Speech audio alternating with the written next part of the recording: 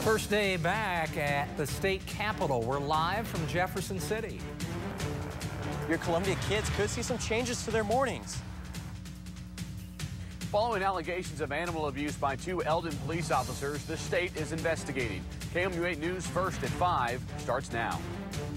Live from Studio 8A, coverage you can count on in high definition. This is KOMU8 News First at 5. When will your kids go to school next year? Columbia is considering changing start times for all schools next year. Good evening, everyone. I'm Jim Reek. And I'm Nick Thompson. Thanks for joining us. KOMU8's Martin Zutowski is live at Rockbridge High School with more on the proposal. Marty? Nick and Jim, the issue comes down to the school district wanting to switch from a current 2-tier bell system to a 3-tier bell system. Reporting live in Columbia, Martin Zutowski, KOMU8 News. Well, it was certainly a mild Wednesday for your January here in mid-Missouri. Probably a lot of us have been hearing about 2012 records.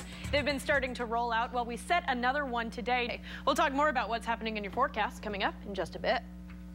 Rosie, thank you very much. Following allegations of police officers abusing dogs in a heated meeting last night, the Eldon Animal Shelter is now under investigation by the State Department of Agriculture. KOMU8's Matt Evans joins us live in Eldon. Matt, this is just a long string of events, isn't it?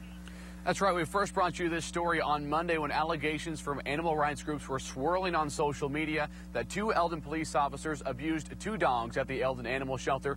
Today, the Department of Agriculture was in town interviewing people as their investigation began. Also today, Eldon Mayor Ron Bly told me that the shelter would be a no-kill shelter until a new ordinance is passed that will regulate it.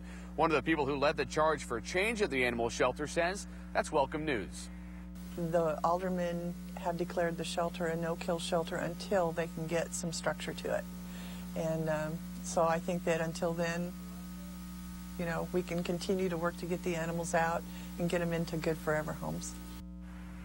Ward went on to say that she is excited to work with the Eldon Animal Shelter as their change continues, and Mayor Bly told me today that once the report is finished from the Department of Agriculture, that investigation will be made public for the media and everyone else to see. He also goes on to say that the allegations of abuse are completely false and totally ridiculous, and he says he believes the report will reflect that. Reporting live in Eldon, Matt Evans, KOMU8 News.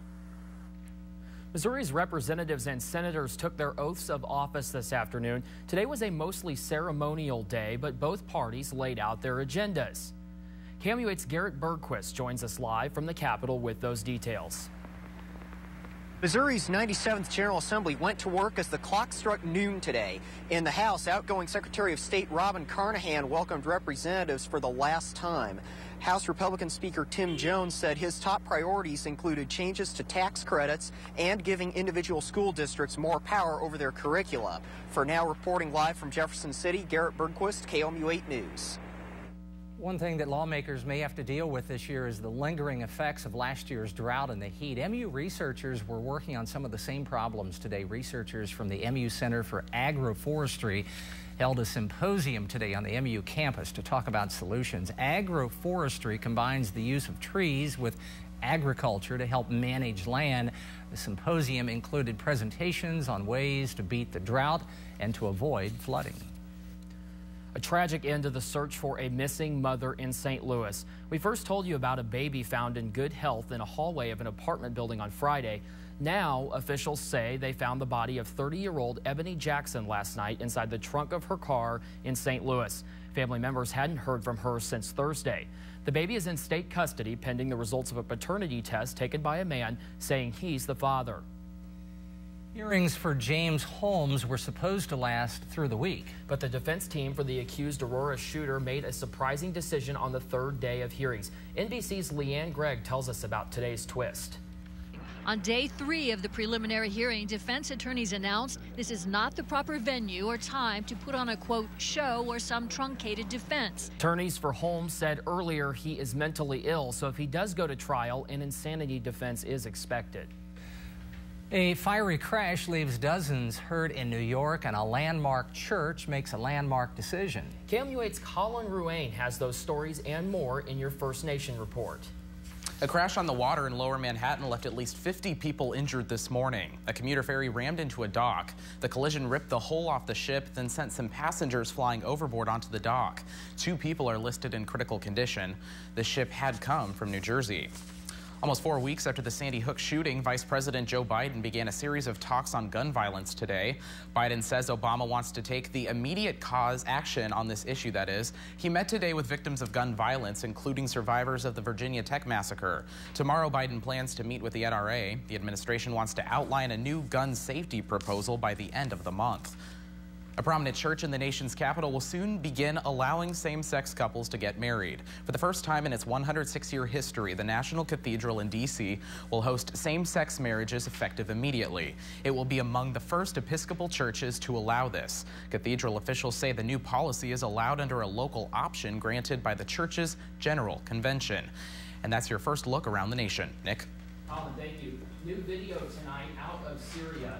This amateur video shows the aftermath of yet another strike on the city of Homs. You can see the piles of debris in the streets. Men are also seen digging through the rubble with their bare hands to free those trapped in damaged buildings. Ailing Venezuelan President Hugo Chavez is set to miss his inauguration tomorrow, but the Supreme Court ruled the country can postpone the event.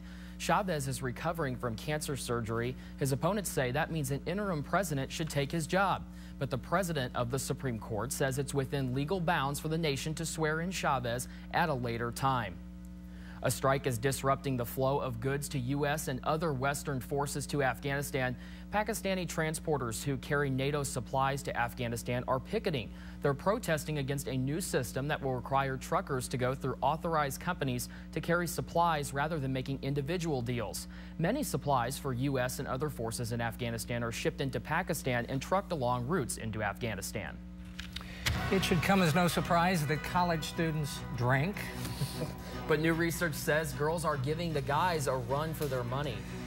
Plus 2 languages means mental juggling. That can pay off. We'll explain in tonight's health report. And clouds will be increasing tonight ahead of a low pressure system, giving us pretty good chances of rain that we truly do need all across your Thursday. We'll talk about timing and accumulation amounts coming up right after the break. Thanks, Rosie. You're looking live over the Columbia Regional Airport. This is KOMU 8 News, first at 5. Coverage you can count on.